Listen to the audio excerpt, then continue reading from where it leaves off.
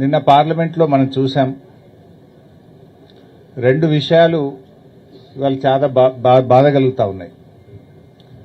ఒకటి,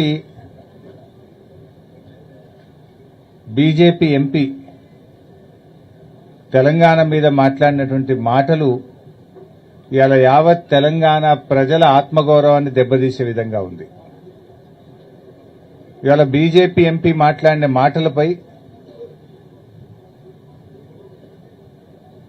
కిషన్ రెడ్డి గారు ఇంకా వెనకేసుకొచ్చే ప్రయత్నం చేస్తున్నారు.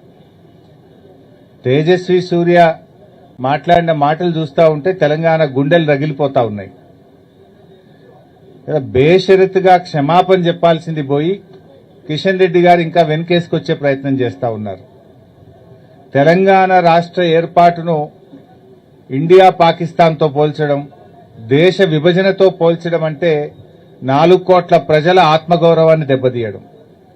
తెలంగాణ ఉద్యమం అనేది కేసీఆర్ గారి నాయకత్వంలో సకల జనులు 4 కోట్ల ప్రజలను ఒక్కటై పోరాడి ప్రజాస్వామ్య ప్రక్రియలో తెలంగాణ సాధించుకున్నాం. డాక్టర్ బాబాసాహెబ్ అంబేద్కర్ గారు రాసినటువంటి రాజ్యాంగంలోని ఆర్టికల్ 3 ప్రకారంగా తెలంగాణ రాష్ట్రం ఏర్పడ్డది.